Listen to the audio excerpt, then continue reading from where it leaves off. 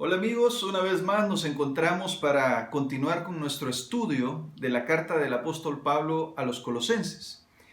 Nos toca enfocarnos en el capítulo número 2. El apóstol inicia dándole ánimo a los hermanos de la iglesia de Colosas para que permanezcan en la fe, para que se mantengan firmes. Dice el verso 6 y 7. Por tanto, de la manera que habéis recibido al Señor Jesucristo, andad en Él, arraigados y sobreedificados en Él y confirmados en la fe, así como habéis sido enseñados, abundando en acciones de gracias.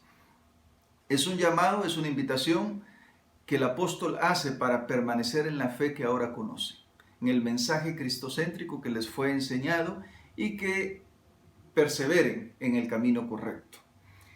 Siguiendo con el texto, ahora aborda uno de los problemas que había. Dice, mirad que nadie os engañe, estoy leyendo el verso 8, por medio de filosofías y huecas sutilezas basadas en las tradiciones de los hombres, conforme a los elementos del mundo y no según Cristo.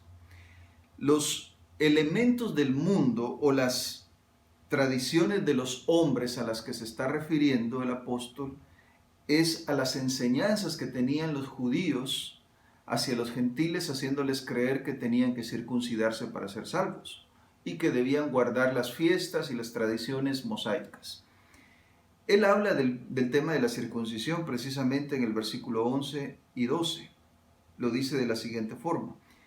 En él también fuisteis circuncidados con circuncisión, no hecha por mano de hombre, sino por la circuncisión de Cristo, en la cual sois despojados de vuestra naturaleza pecaminosa. Con él fuisteis sepultados en el bautismo y en él fuisteis también resucitados por la fe, en el poder de Dios que lo levantó de los muertos. Lo que el apóstol está enseñando es que la circuncisión que nosotros tenemos, los que no somos judíos, es la que Cristo opera en nosotros, en nuestra vida, en el momento del bautismo.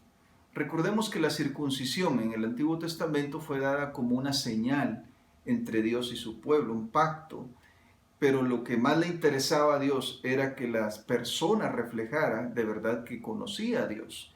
Y no tanto una marca externa, sino que algo que llevara en la vida, que se demostrara con acciones, con una vida en comunión permanente con Dios. De la misma manera, ahora el apóstol lo menciona. Nosotros fuimos circuncidados, dice, o ustedes fueron circuncidados, refiriéndose a los hermanos de Colosas, a través del bautismo. Cristo Jesús hace un cambio en nosotros, opera en nosotros, no una señal externa en la piel, en el cuerpo, sino una señal interna en el corazón que se refleja también en nuestro diario vivir. Bien, en el verso 14, el apóstol dice, Él, refiriéndose a Jesús, Él anuló el acta de los decretos que había contra nosotros, que nos era contraria y la quitó de en medio clavándola en la cruz. Esta palabra que se traduce como acta es una palabra que en muchas ocasiones también se traduce o sirve para hablar de un pagaré, es decir, un documento legal donde se adquiere una deuda y uno adquiere un compromiso de pago. Entonces el apóstol utiliza esa palabra para referirse a que Jesús pagó nuestra deuda. Es decir, nosotros estábamos comprometidos, nosotros teníamos una deuda que pagar, que no podríamos pagar, nunca podríamos haber pagado, no se podía pagar por el ser humano, y Cristo pagó esa deuda en favor nuestro. A eso se refiere. El verso 16 dice, por tanto, nadie os critique. Otras versiones dicen, nadie os juzgue en asuntos de comida o de bebida. No está refiriéndose el apóstol tanto a qué comer o qué beber, no, sino a la manera, a las formas. ¿Por qué? Porque los líderes religiosos, los judíos, habían agregado muchas tradiciones y las habían vuelto leyes prácticamente sobre la comida o sobre la bebida. Incluso habían agregado muchas tradiciones a las fiestas que originalmente habían sido dadas de una manera y ellos le habían agregado otras cosas más. El apóstol se está refiriendo no a qué comer o qué beber, sino a la manera, a las costumbres. Recordemos que hasta el mismo Señor Jesucristo en algún momento le hicieron un reclamo porque sus discípulos no se habían lavado las manos. Y en el capítulo 15 de San Mateo, donde aparece esto, ellos mismos mencionan que era una tradición de los ancianos, es decir, los que estaban juzgando a Jesús y a los discípulos. Era una tradición de ancianos. No lo hacían tanto por cuestión de higiene, sino por guardar una tradición. Así como esa, tenían muchas otras tradiciones en cuanto a las demás fiestas, en cuanto a la observancia del sábado como día de reposo, el séptimo día de la semana. Habían agregado una gran cantidad de costumbres, de tradiciones que eran inventos humanos y que a la vez creían ellos que debían guardarlo los gentiles. Por eso menciona también el verso 16, leo de nuevo: por tanto nadie os critique en asuntos de comida o de bebida, o en cuanto a días de fiesta, luna nueva o sábados. Está hablando también de las fiestas ceremoniales, por supuesto. Las fiestas ceremoniales que se realizaban era una práctica en el Antiguo Testamento que apuntaba hacia Cristo Jesús. Las leyes ceremoniales eran leyes que habían sido dadas con el propósito de señalar a Jesús como el Mesías, como el Redentor, que las cuales tuvieron su finalización en el momento en que Cristo murió en la cruz del Calvario. El apóstol les dice que nadie los critique a ustedes porque no guardan esto, porque no guardan estas ceremonias, porque no guardan las leyes y las fiestas judías. Recordemos que el problema no eran las fiestas en sí. La dificultad grande, el problema grande era que habían puesto las fiestas y la circuncisión como un medio de salvación.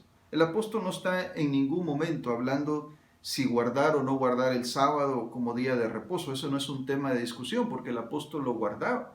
Y durante uno lee todo el Nuevo Testamento y ve el ministerio del apóstol Pablo siempre guardó el sábado como día de reposo, séptimo día de la semana. Él no está discutiendo aquí si hay que guardarlo o no, está mencionando el problema central. Y recordemos que el problema central era hacer creer que las fiestas o la ley ceremonial o aún la ley moral podría ser un motivo de salvación. Recordemos que somos salvos únicamente por gracia y por Cristo Jesús. Las leyes no fueron dadas, ningún tipo de ley en el Antiguo Testamento fue dada con un fin salvífico, porque la ley no tiene la capacidad para salvar. El único que puede salvarnos es Cristo Jesús.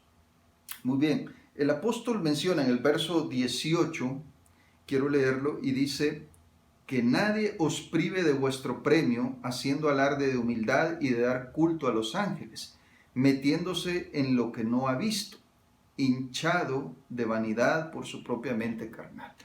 Aquí el apóstol hace una advertencia contra una herejía que había de los gnósticos, que hacían culto hacia los ángeles.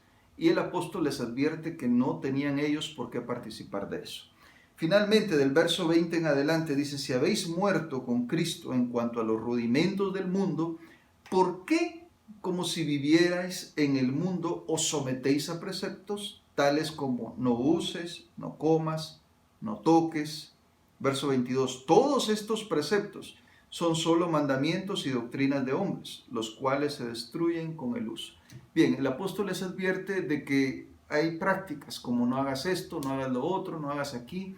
Todas este tipo de prácticas que estaban enseñando falsos maestros lo hacían con el propósito de hacerles creer a los hermanos de Colosas, eran gentiles, que de alguna manera tenían que guardar o hacer esto o dejar de hacer aquello o hacer lo otro con un propósito de salvarse.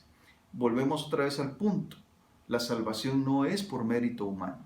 Es únicamente por la gracia de Cristo Jesús. Que Dios nos ayude a tener esto presente en nuestra mente y en nuestro corazón. Que Dios te bendiga.